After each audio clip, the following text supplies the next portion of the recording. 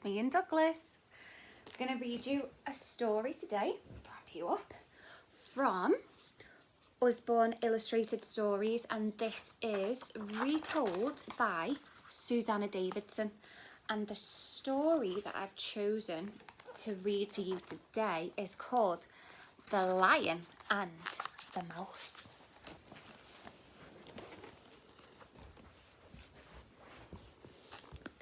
The mouse ran as fast as she could. The bird was after her. She was sure of it. Its wide, dark wings hovered above her in the sky, their shadow blotting out her own on the ground. Here and there lay little clumps of withered grass, and the mouse darted between them, desperately seeking cover. "It'll swoop at any moment," she thought to herself.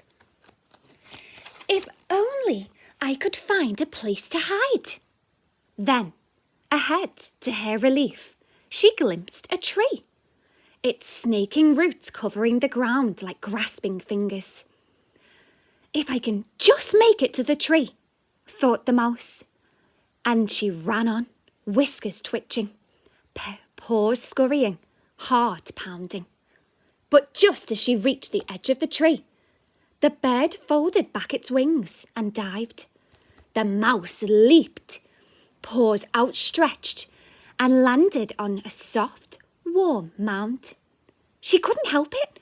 She had to look, certain the last thing she'd see would be the bird's sharp beak opening wide. Instead, she heard a frightening caw, and the bird shot away, its large wings flapping wildly. "Hooray!"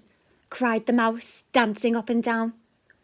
The soft mound seemed to move beneath her.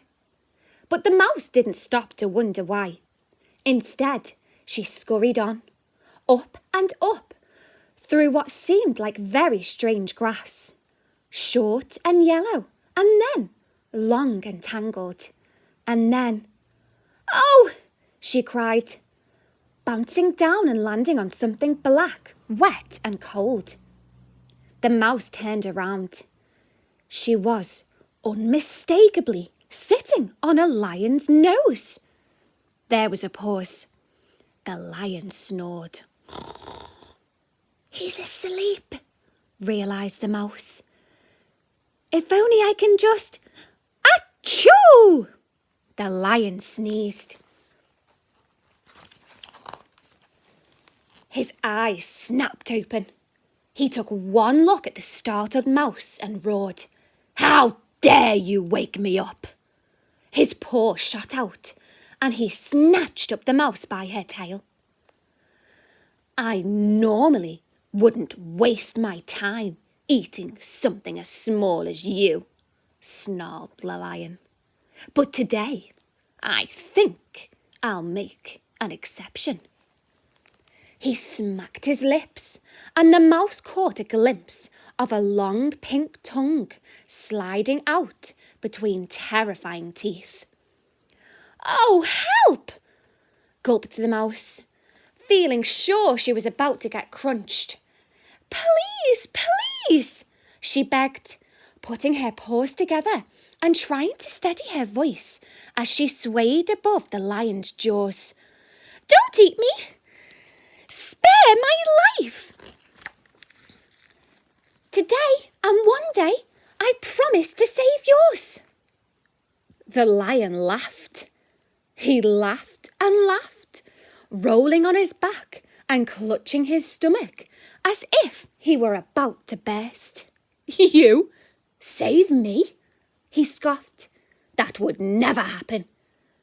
Do you have any idea how small and insignificant you are? I could send you flying with a flick of my claw, squish you with the slightest pressure from my paw." The mouse waited, willing the end to come quickly. But instead, to her astonishment, the lion set her down on the ground. Perhaps," he drawled, "I won't eat you after all.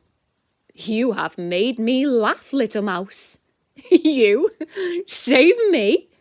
He chuckled some more. Now go, he ordered, before I change my mind.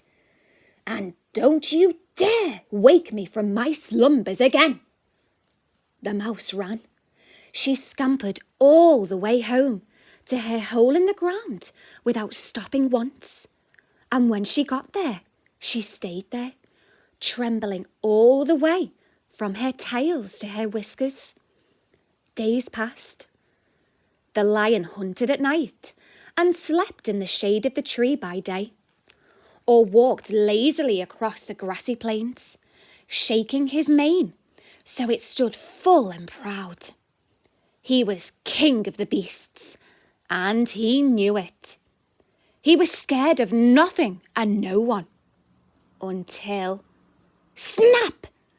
He walked straight into a hunter's trap. It was made of heavy rope, and it held him as tight as 10 snakes. No matter how he struggled, he couldn't get out. The lion roared in anger and frustration, tears of rage pouring down his golden fur. He knew that when morning came, the hunter would come and claim him as his prize, with one shot from his gun. Nothing, he thought, could save him now. Far away, across that grassy plain, the mouse came out of her hole, her little ears twitching. The sound of the lion's roar reached her, and all at once she remembered her promise. Save my life today, and one day I'll save yours. The lion's in trouble.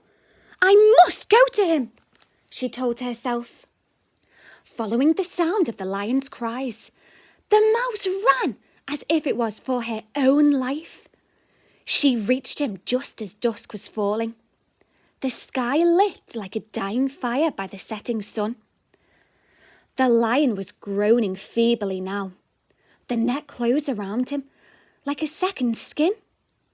I've come to help, said the mouse. The lion raised his eyes, his expression blank. What can you do, little mouse? If I can't escape from this trap, no one can help me. The mouse ignored him and set to work. All night long, she nibbled and gnawed at the ropes.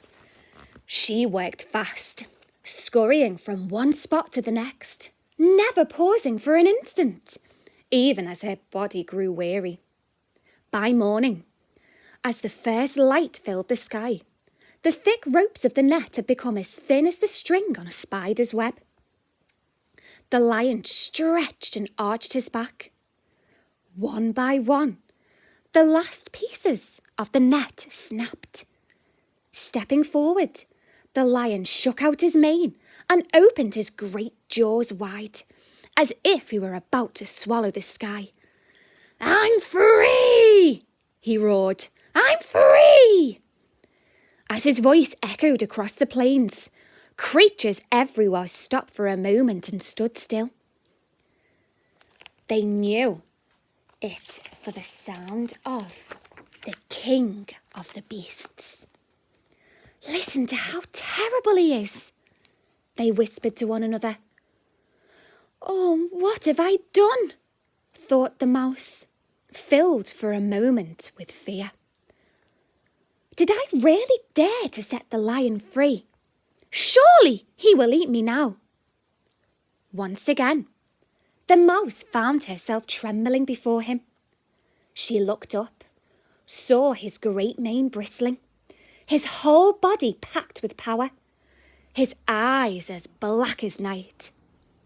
The lion looked down at the quivering mouse. Thank you, he said. I see I was wrong. You came to me when I was in trouble. Little friends can be great friends indeed. He gently held out his paw. Climb aboard, he said with a smile. Together we can walk across the plains. So the mouse scurried up the lion's back and watched the sunrise as never before, while all the other animals looked on in wonder to see a lion who was friends with a mouse.